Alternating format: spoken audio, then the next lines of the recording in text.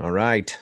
We are live. Welcome to paraglidingtalk.com. I'm your host, Robert Michaels. Glad that you're here.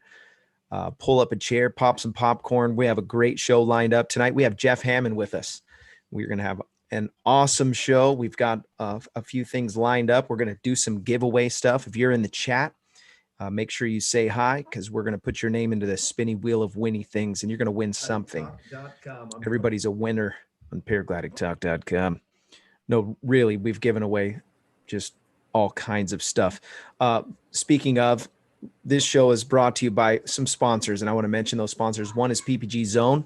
If you are interested in getting on a social media platform that is designed literally just for pilots, paramotor and free flight pilots, the website is ppgzone.com. You create your profile, and it will open up a world of opportunity for you to meet new people and those who are in the flying community and learn probably some stuff to make you a safer pilot somewhere along the way. There's also some resources to buy used gear, new gear, all kinds of cool stuff. Go check out their website, ppgzone.com. Reach out to Josh Perry, who is in charge of that. Also, the show is brought to you by Midwest Parajet. Go check out their website at midwestparajet.com. The show is also brought to you by ppgsmoke.com. If you haven't checked out their website, you should. And if you haven't bought the Unity headset yet, you should pre-order it, because if you pre-order, your name will be put in a raffle that we will be giving away a motor. Yes, we will be giving away a paramotor. The motor for, it is a Simonini 125. And what is the other one? Is it a 2 something? I can't remember. But anyways, go check out their website. Some of the details are on there. And that is amazing. He's giving away 2 motors. And obviously, the more headsets you buy, the better chance you have to win one of those motors. We'll be giving away one of those motors on this show. And I think if he sells enough of those, then he's going to give away both motors. We'll try to convince him just to give away both of them anyways. Last week, he gave away something he didn't even know. I just called him and I said, hey, thanks for being so kind. You gave away a power float. PPG float system. The show is also brought to you by paramotorprops.com. Paramotorprops.com, in case you blow up a prop and you want to get one quick and at a good deal on the interwebs. The website is paramotorprops.com. Also, the show is brought to you by Chris and Larry from Para Orange Products. Their website is paraorange.com or paraorangeproducts.com. Got all kinds of great deals for stuff to protect your gear. The website is pretty easy to remember. So paraorangeproducts.com or paraorange.com. Really appreciate the sponsors of the show. They keep the show going. Also the Patreon supporters and the supporters on PayPal. You keep the show going. Really appreciate you guys and what you do. We're 3 years in now with the show. Pretty amazing. It's my community service program, so I have to do it. You know, it's kind of like a court-ordered thing. But I'm a good boy now. Okay. So this is my penance, taking care of that.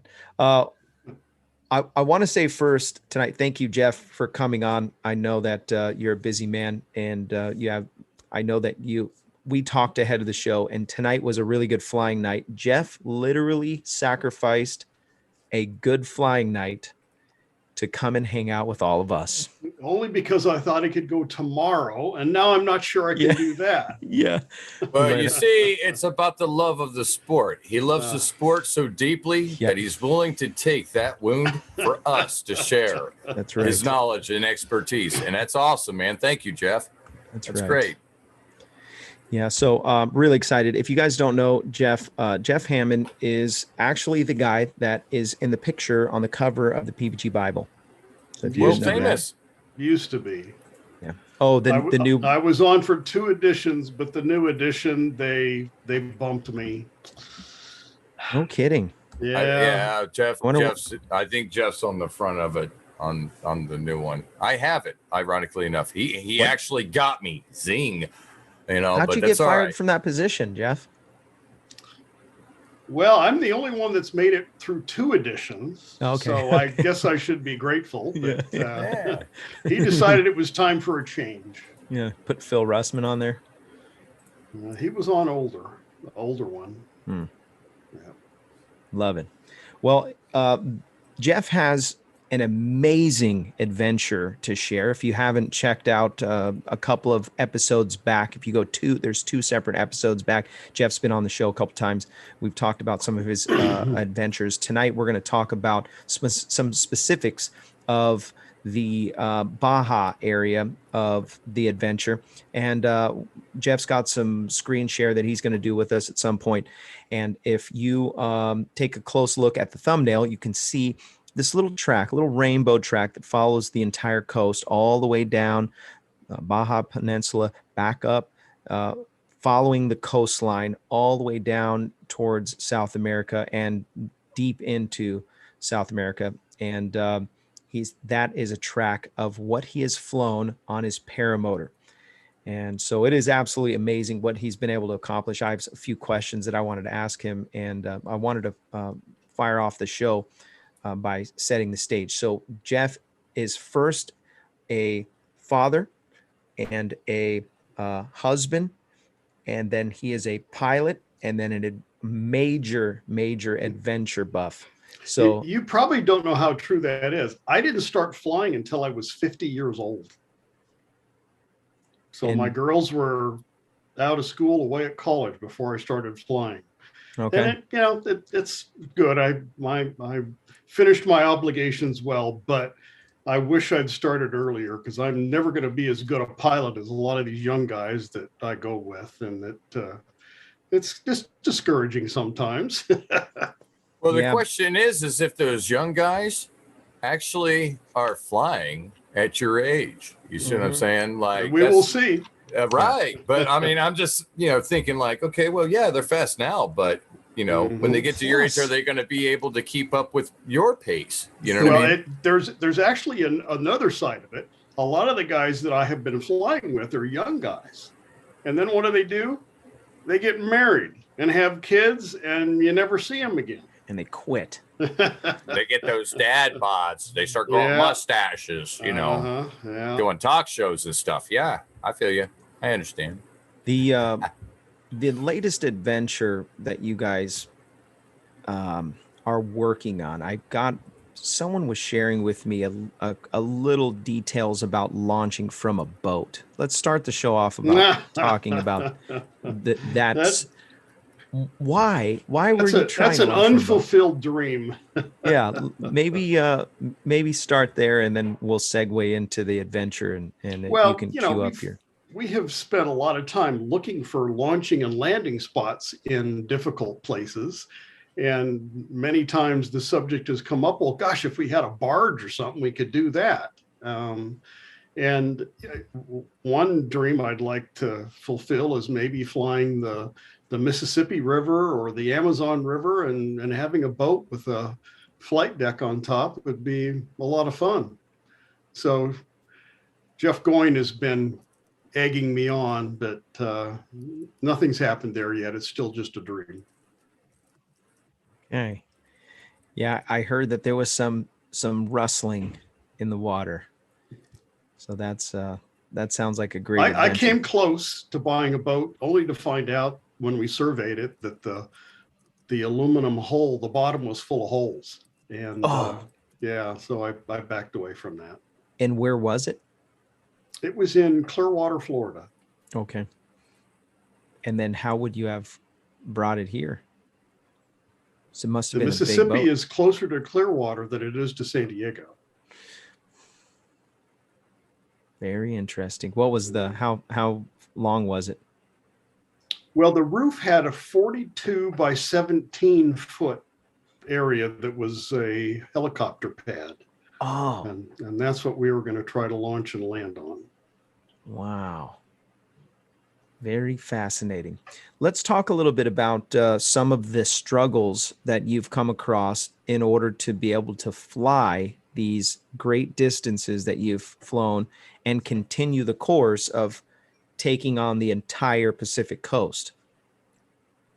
Well, it's mainly weather and ground crew and good launch and landing places. So between all the great weather tools and Google Earth and some great ground crew guys, we have managed to make it from Santa Barbara to southern Chile. We've gone on boats and we have camped and stayed in hotels, and I had a Hummer for a while. That's what I did the Baja Peninsula with. That's what I wanted to share with you tonight. Yes, that's where it gets very interesting. Mm-hmm. So can you share your active map? Sure. I want the people that are watching to get an idea of the scope of what he has already accomplished. I would, but the message on my screen here says that the host has disabled me. What kind of a host? I mean, what did I do, Robert? What kind of a host would do like something? I don't You're not alone. You're not alone. He's breaking the internet again. You Yeah. see, that's what happens when we get great guests. He breaks the internet, and then yeah. You I think after 3 years, even you gotta practiced be this done by with him. He has no excuse. you've even rehearsed. We did a rehearsal last night. Yeah. I did the same thing. You can't trust everybody. You know what I mean? No. So there it is. Okay, I did not do this in any particular order, but I did manage to cover the whole coast of Baja, both inside and out. And you can see, for instance, this area here, the road is inland, and there's literally no roads in this area. And there's a road from the south that comes up. It only comes this far paved, and then it gets worse and worse as you go north. And then there's a couple of roads that come down from the highway. So we had to camp that area with the Hummers.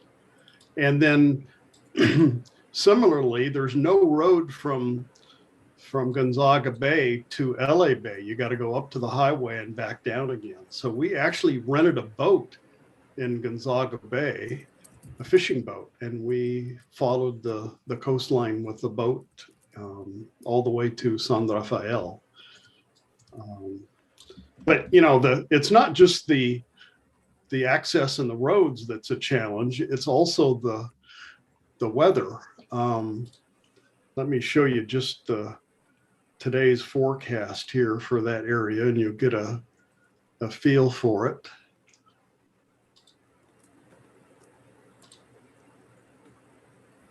Let's see, this is just windy, and this is today.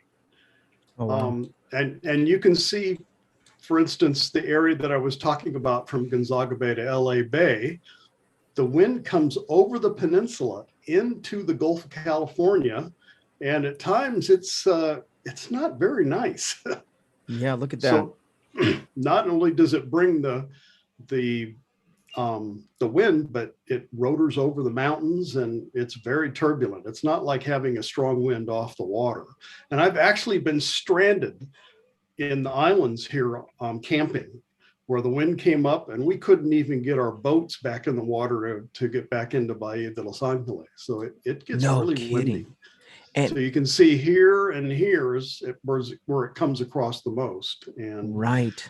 So I researched the weather for the whole calendar year and discovered that the best time to miss that is in October. And that's when we went. And we had great weather all the way down until we got just past of LA Bay.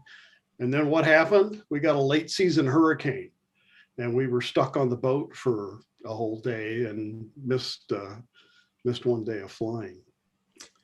So on my website, I have all of these trips. So I'll show you a couple of pictures of that area. So Gonzaga Bay, we went on this boat, and they carried 9 pangas. So every 2 pilots had a panga and a captain with a radio, and they followed us. And there's Phil Russman. We're going ashore at Punta Final, so you can see all the motors in the boats. And fortunately, we went there at low tide, and everybody set up, and it was really cool because one of the first things we came upon flying south was a whale shark. Look at that. Yeah, isn't that cool? So how many passes did you make to get that shot that Phil has that you gave to him? I think we made maybe 3 passes. Though, Okay. as you can see, the conditions were really calm, so Yeah. it was a great opportunity to go in there. And he was in very shallow water, so he didn't leave us. And it didn't seem to bother him. So here's one of the boats with the captain following these 2 guys. And Before we leave the underwater stuff, Jeff, you recently shared with me that you had been a very experienced underwater guy. Did you ever get to swim with not tiger sharks, whale but sharks, whale yeah, sharks? a couple times. Yeah. No kidding. In both Cuba and Mexico. And they don't make it to San Diego area, I assume. Too cold? They don't. Yeah, I guess. Yeah. Interesting. I saw them in Isla Mujeres and actually 3 times, Baja California and Cuba. No, they're very common in the Gulf. The small ones, though. I've heard of guys flying through whale mist. I've done that. And that I've heard that it's not a great smell. No, it's not. Yeah. Casey and I actually went to Magdalena Bay during whale season and flew with the California gray whales. That's cool. It was amazing. Look at that. Yeah, we flew with them, and then we went out in the Ponga, and we were able to pet them, and we got plenty of whale spray. It was really cool. What?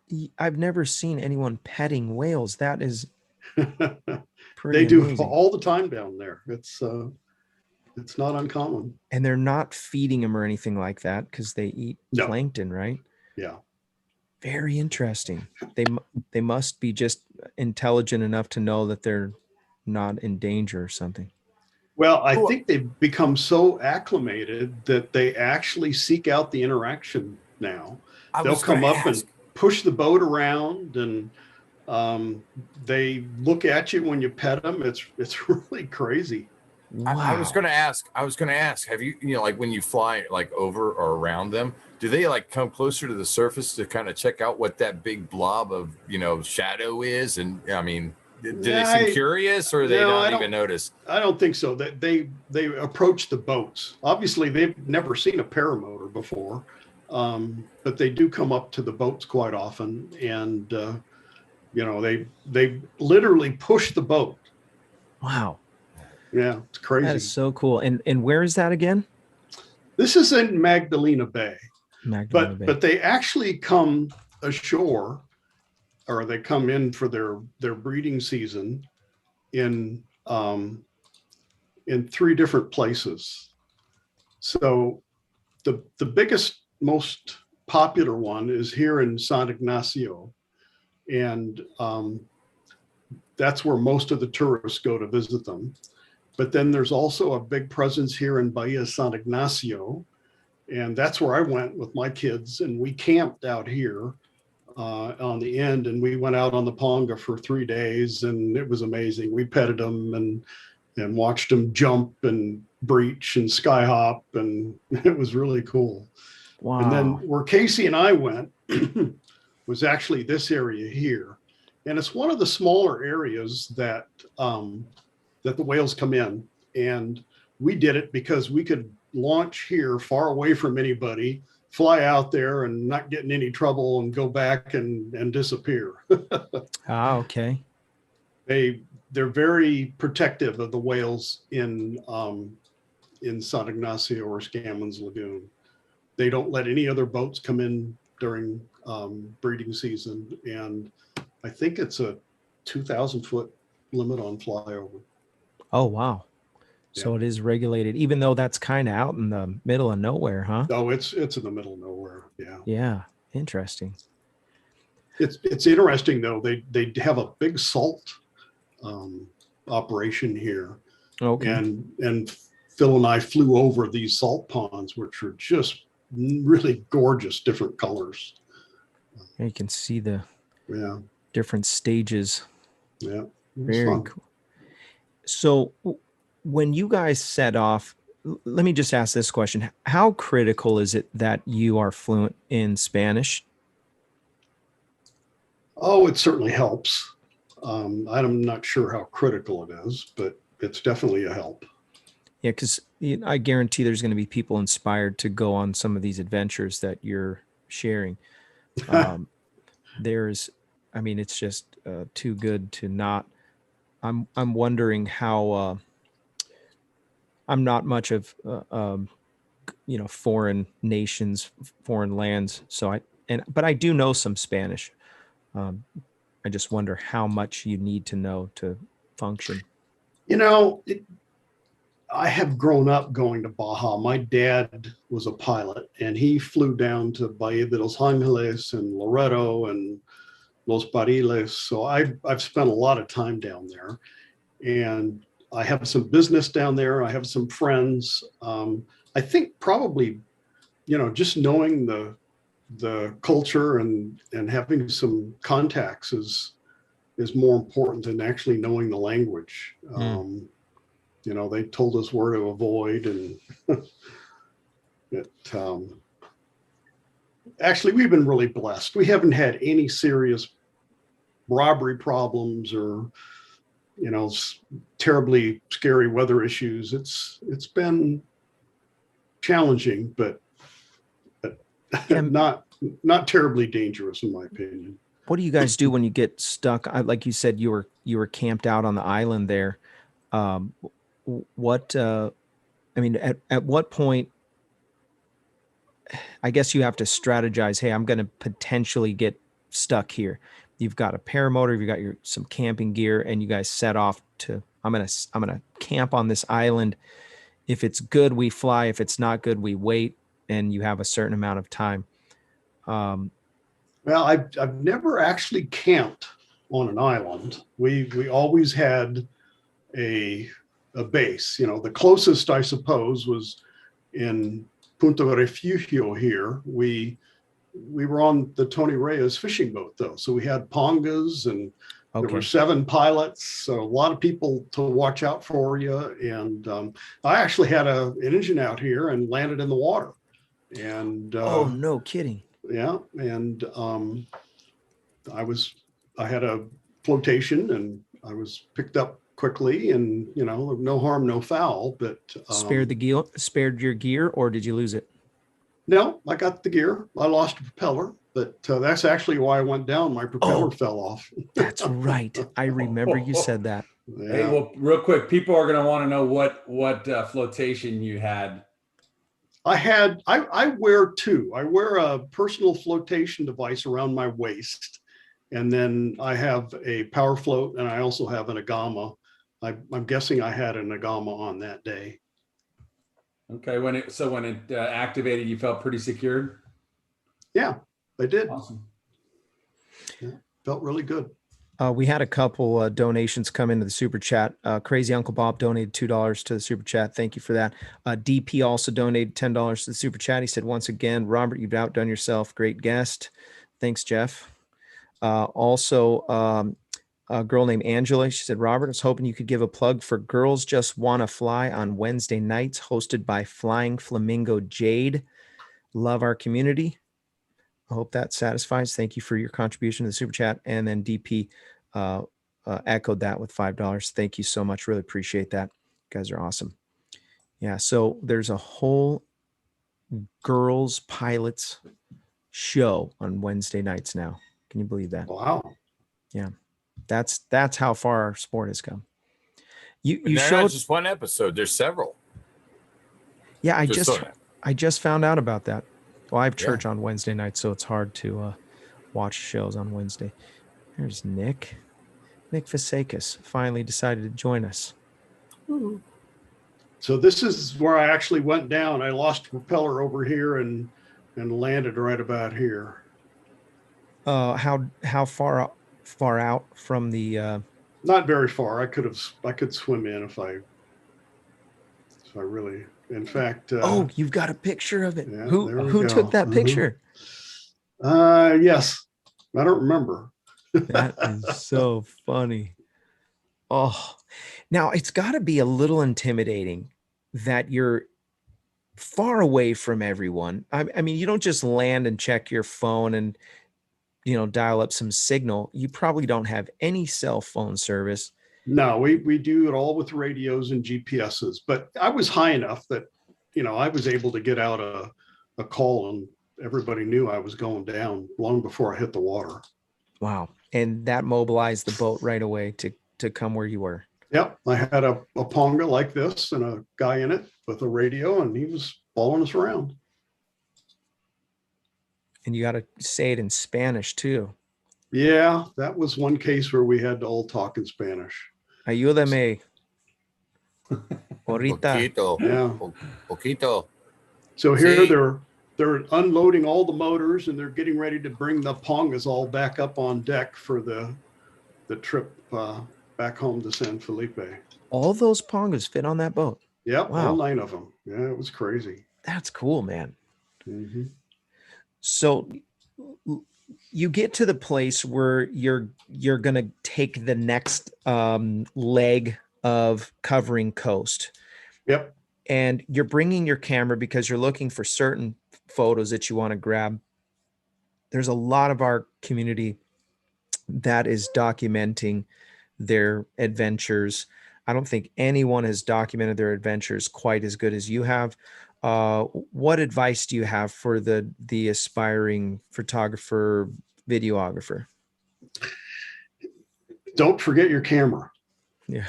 I can't tell you how many times I have thought, hey, you know what? I'm just going to take a quick flight. I'm not going to carry a radio or a camera, and then live to regret it because A, you can't talk to your buddy, and B, you don't have a camera to take a picture of it. So that's when you see a whale or a whale shark or something. So I've just tried to make it a policy to always be ready so that if something comes up, I can take advantage of the opportunity. There's some photographers out there. What are you shooting on, Jeff? I'm using a wide angle Sony fixed lens full frame sensor camera. It's a $3,000 camera, and it's really not good for much else, but it's small enough I can hold in one hand, and it takes amazing sharp pictures so that you can crop and cut them, and that's what I've been shooting with for probably the last 4 or 5 years now. And it takes some great pictures. It's a good camera. It's an expensive, good camera. I think the fact that it's a fixed lens and a full frame, really makes you able to get extremely fine detail. The slow days. I believe John, he was asking if there's anything special about your lenses and what you use. It's a fixed 28 millimeter lens, so it's pretty wide angle, and it's paired with that specific camera so well that it helps you to get that much better resolution on everything. That's excellent. We're at that half-hour mark. I want to just very quickly give a shout out to our one of our sponsors, an actual real sponsor that is not affiliated with paramotoring or free flying, American Allied Drains and Plumbing. American Allied Drains and Plumbing is a San Diego-based plumbing company, and if you're in the San Diego area and you need plumbing, you can reach out to them, and if you mention Paragliding Talk, you will get a 10% discount on your services. If you want to reach out to them, their phone number is 844-777-9055. And really appreciate American Allied Drains and Plumbing. They are awesome. They're actually doing some work at the church right now as we speak. We had a pressure regulator fail, so they're doing some all of a sudden all these fixtures were popping all over the entire property, starting with sprinklers, and pretty fun. We want to spin the wheel. Yeah. Yeah. Are you you're dialed up there? You're breaking the internet, sir. It says you cannot start screen share while the other participant is sharing. Let's we'll just have to kick Jeff out. Was that a hint? Ah, there we go. Yeah. All right. Let's see. I've been working really hard, and I think I think And I all the got a good names? one here. Look at this. Look at all this beautifulnul. All right. So You ready? By the way, guys, Sean has a special announcement right after he spins the wheel. So you're going to want to hear this. So stick around even after you, if you didn't win. There's a good chance you're not going to win, but one of you is going to win. Oh, yeah. And now what are they winning? They're going to get some AMSOIL oil, 2-stroke oil. Yeah, Sabre. You're going to love Sabre. It's Good amazing. stuff. Good stuff. Ready? Yeah. Here we Spin go. away. Fire in the hole. The spin of this wheel is brought to you by Nebraska PPG. Josh Bowden runs a school in Nebraska. If you're interested in getting some top-notch training, you can sign up with Josh and his team today. There's a link in the description. Also, the show is brought to you by iFly Indiana Powered Paragliding. If you're interested in flying paramotors, no better place to get the proper training than iflyindiana.com. Kevin and his team will get your feet off the ground. That's iflyindiana.com. Yeah, Calamity Kite Clinic. It's a tongue twister. I'm going to have to work on that advertisement for you there, Sean. Oh, thank you, Rob. But I really You're doing appreciate great. I was going to say thank you for being a part of the show for so long. I'm glad that you can officially get sponsorship. Oh, it has to be Paint Bing. I don't know. These are both free flight guys. It's going to be right on the line. This is Jeremy. No I bet you. way. Jeremy. I was Jeremy. texting him today. Jeremy, we're going to have to give Jeremy a t-shirt. I have to make him a t-shirt. He's not going to want AMSOIL, I don't think. But Jeremy, if you do want AMSOIL, I will gladly give you some. But I'm sure he's a free flight guy. He's probably just going to want a paraglidingtalk.com t-shirt. Or what about a hat? Paragliding Talk hat. Yeah, that'd be nice. You let me know. And he lives down the street. He's got some really cool stuff, by the way. If you guys don't know who that is, he's the guy that created OTB Airwear. That's over the back airwear for pilots. It's a clothing line literally just for us. You believe that? Such a cool guy. Served in our military, was also a police officer, and is now a pilot, free flight pilot. Yeah, maybe we need to get him on a motor. Yeah. Yeah. So let's talk a little bit about. By the way, if you have questions for Jeff, put those questions in the chat. Well, these guys are feeding these questions to me through the private chat here. So Special announcement, Robert. Special announcement. Yeah. Please share with us the Calamity Kite Clinic website and how they can get a hold of you and what you're offering. Yes. As some people would know, I've been working on a website on my free time as best as I can when I had free time. I was taking care of my father that had dementia. The circumstances have changed. I have time available to dedicate more time to help people learn to kite and ground handle their wings. If you have seen anything that I've done with a glider at fly-ins, at the competitions, just out in public, what have you, if you have seen or experienced anything that I've taught you or anything that kind of has inspired you to get your glider out, please go to my site, www.calamityKiteClinic.com, and leave a review. So that way people can interact a bit and understand, what I'm about. And, I've worked really hard on this, and now I have the time free available to help people grow in the sport. A lot of times, guys, they get their wings out, they fly, they pack them up, put them on the table, leave it set for a month, maybe a week, a couple days, a couple hours. I don't know. It depends on the person, but it's not good for the wing. The wing's made to fly. It's made to be inflated with air. So please let it breathe. Let it do what it's made to do, which is fly. So my motto is turning calamity into confidence, or chaos into confidence. And that's exactly what it is. When you start as chaos, But after the chaos comes the confidence. You build off of that. And that is the site right there.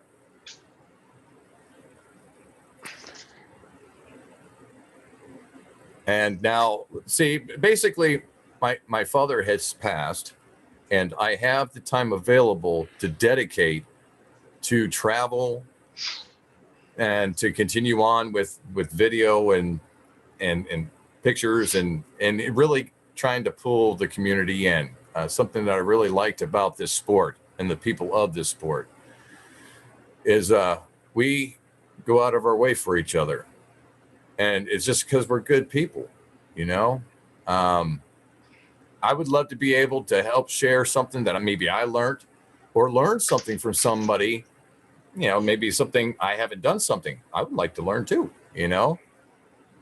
We all have something to learn from each other and grow. And I'd like to grow this, and I'd like to see how many people have really been inspired by what I've seen as therapy. For me, it has helped me. I know it can help others. And I would like the opportunity to be able to share that with people and reviews of what they've seen, witnessed, and or if I've helped them in any way. Please leave it, because I could really use the help of the people that have seen and witnessed to share. So it's not just me saying, yeah, I'm good at it. You know, the guys locally, they hate my guts. Why? Because I'm good at it. And I make it look like I'm a lazy man. I just stand there and, you know, it doesn't matter. And Josh Bowden has mentioned that before. But yeah, you're one of those guys I don't like. I know. Well, You started when you were young. Actually, no, I actually didn't. I've only been flying for 4 years. Ah. So, you know, I would love to just kite with you and high five you, Jeff. And, you know, I'm all about sitting still. I don't like to run. I don't like to walk. There's no reason to do the walk of shame. Yeah, I'm sure you're familiar with what the walk of shame is, right, Jeff? You know, you see a new guy, he gets glider out and he pulls it up and then it drops down and he doesn't know how to like allow the wing to inflate itself and bring itself up. He has to do the walk of shame. Tuck his head, walk over and flip it over, and then walk all the way back. The walk of shame I'm thinking about is when you sink out and have to climb the cliff back up to the top. That too. Now, see, the walk of shame to me with kiting and ground handling is when you've walked so much, even when the wind's blowing, and you've run out of field. And guess what? Since you've run out of field and you can't keep your glider up, what are you doing? The walk of shame. You're putting the glider on your back in the heat. Oh, yeah. I'm trying to prevent that. I'm trying to help people get more out of their gliders, you know? There's so much more to the sport. A lot of people don't realize what you can really do with a glider on the ground and how much you can learn from not only the limitations of your glider, but of yourself. You know, it helps you grow. Yeah. Appreciate your passion. If you want to reach out to them, you can do it through the website, Calamity Kite Clinic. I'll put a link on our website too, so that you guys make it easier. .com. Yeah. Calamity Kite Clinic.com. Yep. Jeez. It's a tough one. Say CKC for short. Bunch of people just jumped on too. There's more people logging on. Appreciate everybody that's coming on. If you're just joining us, Jeff Hammond's with us tonight. Go back and check out the 2 other episodes, get filled in on the adventure. So Jeff, let's talk about your next major adventure and what you're planning. What's on the horizons? Well, I'm hoping to continue my trek both directions. I'd like to go a little further south in Chile, and I'd like to work my way north in California. So I'm going to do some flying in late August and September in Northern California, and praying for good weather to tack on some tracks up there. Yeah, the weather has to be it has to be just right, and it gets pretty windy up north and frigid cold. That is true. In fact, why don't we go look real quick here? So we were looking at Baja, right? Well, look at Northern California right now. Oh my word! Oh yeah. That look like fun? That looks like 45-mile-an-hour wind. Yeah. So I'm hoping that by late August and early September that the winds will be a little bit more favorable. So that's the Lost Coast area, right? Yeah. Jeff? Yeah. Yeah. That's Eureka at the top. Yeah. Wow. Fly that. Oh, I'm bumming I didn't. So Beautiful. now when you get, there's a certain certain south that you maybe don't want to go into because of dangers. What are those dangers, and how far south do you think you can safely go? Well, this will probably be my last trip to Chile, and I'm hoping to get another maybe 300 miles. It gets very cold and very windy in southern Chile as well. So I've made it about this far, and I'm hoping to make it maybe as far as Puerto Montt, but south of there, it's just really difficult. No roads, cold, no beaches, rocks and trees. So it doesn't leave you any great bailouts if you have a problem. So actually, I'd be happy if I make it as far as Valdivia. We'll see how it goes. Fascinating. And so you've made it as far as what is that? La I have Serena? gone as far as Constitucion, which is right here. Okay, got it. Wow. Yeah, Chile's a long country. Yeah, no joke. And And Peru is actually longer than California, if you can believe it. That was a big surprise to me. oh, I didn't know that. Yeah. I've got a friend there in Peru. I should he's in Lima. Great place to fly. It was great. I heard their free flight site that they have, which is comparable to Torrey Pines, is pretty strict. And The one in downtown Lima is very strict. A lot of like Torrey, they do a lot of tandem rides, and it's there's a lot of jealousy with the local pilot, so they keep it pretty tight. I heard they get on a loudspeaker right when the sun sets and they demand everyone to land. Sounds a lot like Tori. Start yelling. Yeah. So Robert, I was going to share with you that on the East Coast here, we had to use the boat, right? But on the West Coast, we did a lot of camping, and that was really a lot of fun because we were able to, camp out in the middle of nowhere and spend the night in our Hummers, and it was really a lot of fun. And so there was 2 different Hummers, huh? Yeah. Yep. So we could get 4 paramotors in this trailer, and I got 2 or 3 of them in my camper, and we'd go down there. Look at that. Yeah. It was noisy. And it was actually fun. His dad landed on a dry lake a couple of places in his Husky and camped with us 2 nights. Oh, cool. Yeah, that was really fun. I'll probably find a picture of that. There's just not many roads that get you into that area. How long is that stretch of space where there's not really any civilization? Yeah. Well, there's lots of dirt roads in most places. It was the area that just special areas where there was absolutely no roads, and we had to even do some pioneering. No kidding. And no cell service. This is a satellite phone. Oh, wow. And we'd actually call my office and get weather forecasts by satellite phone. Oh, wow. Yeah. But, you'd run into fish camps. It's amazing. There's people along that West Coast just about anywhere. Here's the Husky. Yeah, look at that. And here's where he landed, just behind the beach. And that is so cool. yeah. And how did you guys connect? Enrique is a business partner of mine. They live in Guadalajara. And for him to know where you guys were at, you had to send him some But coordinates. we or something? planned it out ahead of time. Oh, got it. We knew where we were going to be, and he hoped we were going to be there. Yeah, I bet. Smoke signals. Yeah. And so how long did it take to cross that stretch?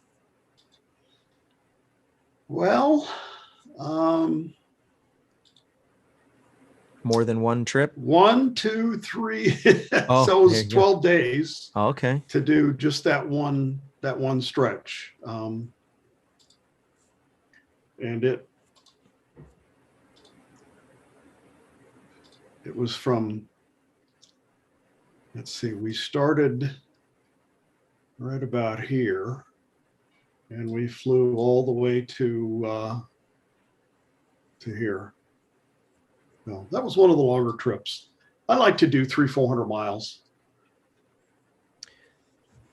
And that's over the course of the trip, not Yeah. just in one day. Okay. 2 weeks is good amount of time. And actually, this trip was interesting. By the time we got here, guys were getting really tired. And one guy in particular rebelled, and we put him up in a hotel here, and we continued on here and then went back and picked him up. And he didn't even make the last flight. They were threatening to put sand in my gas tanks so that I couldn't fly the next day. Wow. No kidding. Mm-hmm. You had a rebel. See, Yeah. that's what I'm saying. Those young guys. You see, that was probably a young guy who was going to He put was sand in your soft. gas tank. Yeah, he was soft. See? Mm-hmm. The adventure. Man. Oh, that's great right there. Don't be soft on a big adventure. No. And this is one of the most difficult places to pass because the wind comes out of the northwest really strong. So San Jose and these areas here can have some pretty nasty offshore wind. But if you go in August, you either get hurricanes or you get south winds, either from the south east or the southwest. And we actually had a hotel in Cabo, and we waited 3 nights before we had a good forecast. We actually drove up once, started, turned around, went back, but then I was able to make it all the way past San Jose del Cabo after the 3rd day, and under pretty decent conditions. It was fun. And it was because of wind direction and velocity, or yeah, both? You need to have a wind from the south someplace. You don't want to have a really strong northwest wind, or you get into a lot of rotor in Cabo San Lucas. You got a little some airspace restrictions right there, no?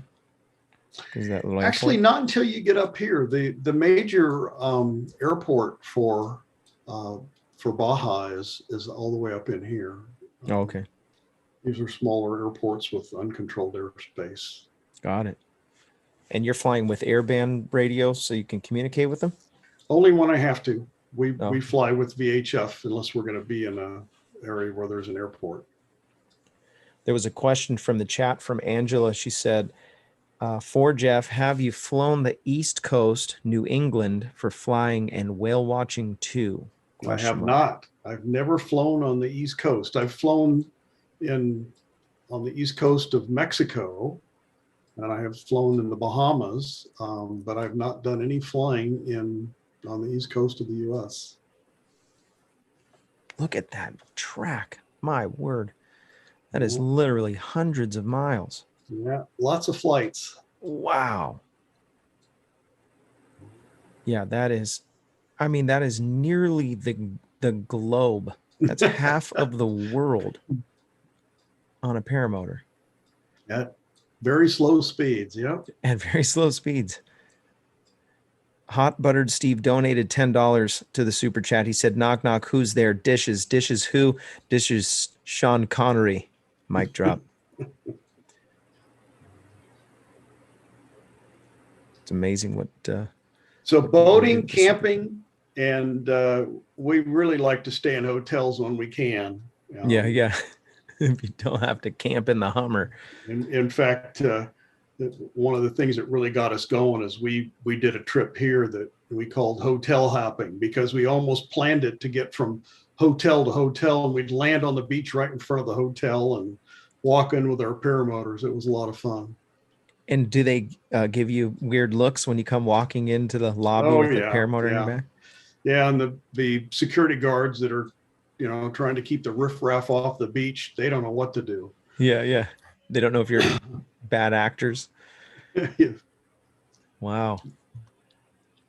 So maybe let's shift gears and talk a little bit about safety. Talk about some things that you learned, from being a new pilot to who you are now, and what kind of advice do you have for pilots? Maybe For this kind all of ages. flying, you really need to plan out your trip well. If you're not prepared for the eventualities, they're invariably going to come up. It's not going to be pretty. I'm thinking of one specific place that I was flying with Casey, and he literally, this is a true story. This is going to sound crazy, but you know how the sharks come into La Jolla in the summertime? Yeah. We found a big school of sharks, and I wanted to get pictures. So I'm saying, Casey, can we make another pass a little lower? And like on the third pass, his prop blew apart. And, here he's out over a school of sharks beyond the surf line, and he turned for the beach, and he was able to make it to about waist deep water before he had to turn back into the wind, and landed, and then kited his wing onto the beach without even getting his wing wet. But the difficult part is we were in the middle of nowhere. But we had a really good crew, and obviously I'm still in the air. We had radios, so I was able to transmit a GPS coordinate to the crew, and we waited 2 hours for them to find us on dirt roads. And it was an adventure, and it was actually fun. But if he hadn't been able to find us, and we'd been stuck there for a couple of nights because we didn't have a good ground crew, it would have been a much different story. So having a really good ground crew and having a plan, having communications is critical to being safe. Wooden prop or composite? It was a composite prop, and it had a soft wood core at the hub. And Casey didn't realize it, but he thought the bolts were coming loose because he was doing his motor check before we'd launch, and the prop bolts were always loose. So he'd give them a little half turn again. And what he was doing was actually crushing the core. Oh. And eventually the prop just came apart, and I can actually probably find a picture of it. My if you want. That's terrifying. Over sharks. Yeah. I mean, it couldn't have happened anywhere else, right? And you can't make that stuff up. You're in the middle of nowhere. Yeah. You're flying over crazy. A school of sharks. Mm-hmm. And your prop flies off. Yeah. That is terrifying. That's why Casey's so conservative. That might be one reason. Wow. And do you, at that point, get the camera out? Of course. Yeah. He was like a school of sharks. Oh, man. Before paramotoring, this kind of adventure could only be had maybe with a sailboat, and you would go and find, new lands to conquer. There was a guy that hiked the whole length of Baja with a burro. No kidding. That's cool. Yeah. I like it. I like that. But this is just so special to be able to fly low and see the whole coastline like this. It's really fun. Tell me about this line that you've crossed all the way across, east to west. So far, you've made it almost to New Mexico. You stopped at New Mexico. Oh, yeah. So I've flown a lot in Southern California. And then each year I was doing a little bit of flying when I went to Moe's Flying Circus. So yeah, I've made it to the New Mexico border. Maybe one of these days I'll keep going. What I'd really like to do though is finish Mexico. All I'm missing is this of Mexico. Oh, wow. Yeah. And then I will be able to say I've flown both coasts. Yeah. But this area is really a mess right now for security. There's lots of violence, and drug gangs are more powerful than the police. Just not a real good place to be. Right. I might make a trip and go up as far as Tampico. I could probably do this section okay. But from Tampico to the border it's just pretty crazy. Is it offshore all the time? No, it's onshore, and it actually can be a problem. I'll show you here real quick.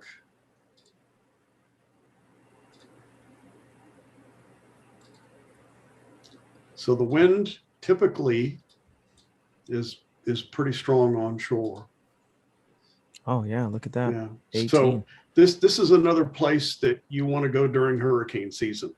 So you either get really good weather or really bad weather. And Yeah. I've flown all of this area. This is a really tough place to fly because this is flat. And the wind comes, as you can see, the wind comes all the way across. So not only is it offshore, but this hot land creates incredible thermal activity. So it's incredibly turbulent here. It's just, it's no fun. But we did it in, I think it was July or August, and it was really a hoot. It's beautiful, interesting coastline here. One of the guys that watches the show, his name is Hot Buttered Steve on YouTube. He said, if it hasn't been mentioned, I'd like to know his gear setup for doing those types of trips.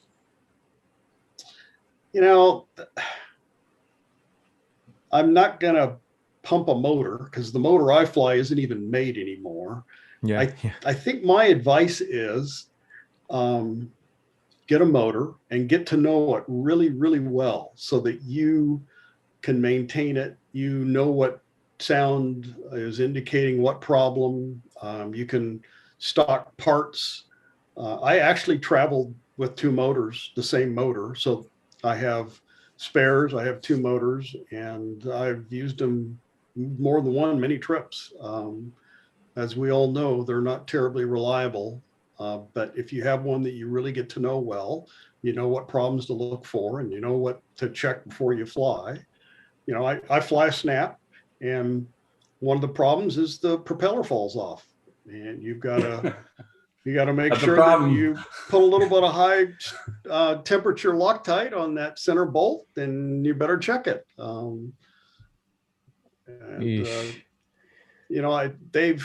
They had a problem with the redrive that they got straightened out. So I got new redrives that work. Everybody's got their favorite motor, but the key is get to know it really well, have some parts, and do your own maintenance. You can't depend on somebody else out in the middle nowhere to help you troubleshoot or fix things. Yeah, and you can't go on YouTube because you have no internet service. That's very true. Yeah. Yeah, we flew out to this little spot right here with 13-mile onshore wind. What does that look like to you, Robert? It looks Does that look like a really good place to free fly? Free fly. It does look like it.